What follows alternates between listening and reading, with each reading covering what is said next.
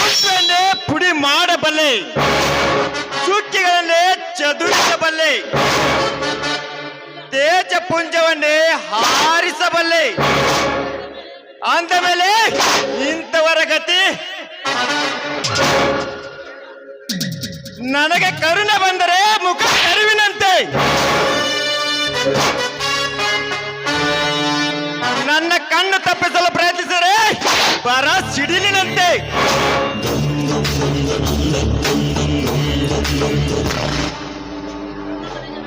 ನನ್ನ ಮನೆಗೆ ಬೆಂಕಿ ಹಚ್ಚಿ ನನ್ನ ತಂದೆ ತಾಯಿ ಸುಟ್ಟುಕೊಂಡು ಸತ್ತು ನೆನಪಿಗೆ ಬಂದರೆ ಸೇಡಿಟ್ಟ ಸಿಂಹದಂತೆ, ಕಂಗೆಟ್ಟ ಹುಲಿಯಂತೆ.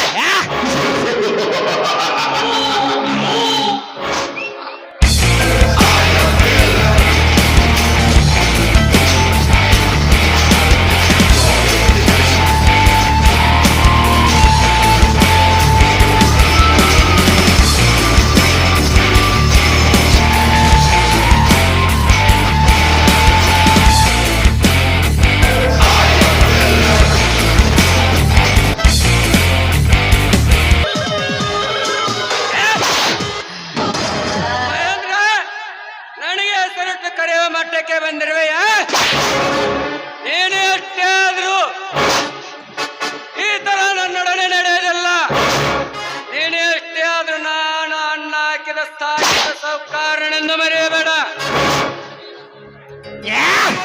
ನೀನು ಸಾಹುಕಾರ ಆದ್ರೇನು ಸರ್ದಾರ್ ಆದ್ರೇನು ನನ್ನ ಒಟ್ಟಿಗೆ ಅನ್ನ ಹಾಕಿದ ತಕ್ಷಣ ನಿನ್ನ ಕೈಗೊಂಬೆ ಎಂದು ತಿಳಿಯಬೇಡ.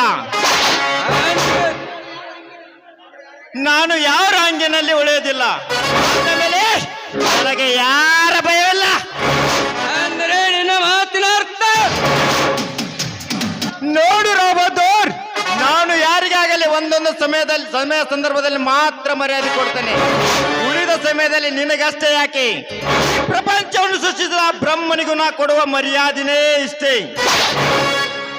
ಆಗಲಿ, ಸೂಟಿಗೆ ಹಣ ಎಷ್ಟಿದೆ? ಅದು ನನಗೆ ಗೊತ್ತಿಲ್ಲ, ನೀನೇ ತೆಗೆದು ನೋಡು.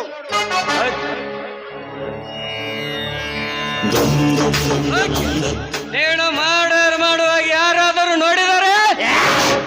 ಯಾರು ನೋಡಲಿಲ್ಲ. ಅಕಸ್ಮಾತ್ ಯಾವನಾದ್ರೂ ಕಣ್ಣು ಬಿಟ್ಟು ನೋಡುತ್ತೆ ಆದರೆ ಕ್ಷಣದಲ್ಲಿ ಕೈಲಾಸ ಕಾಣಿಸುತ್ತದೆ.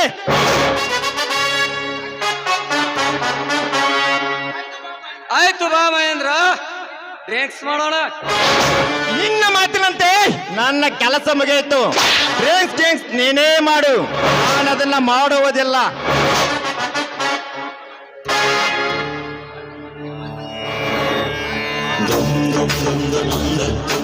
ಮಹೇಂದ್ರ,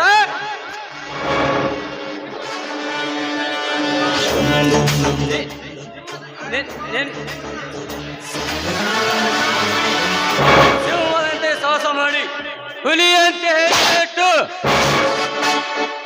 ಮುಂದೆ ಸಾಗಿದರೆ ಸಾಕು. ಹೇಳಿದ ಕೆಲಸ ಸಕ್ಸಸ್.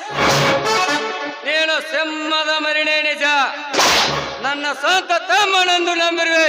ಹೊರಗಡೆ ತಿಳಿಸುವೆ. ನಡೆಯಿರಿ.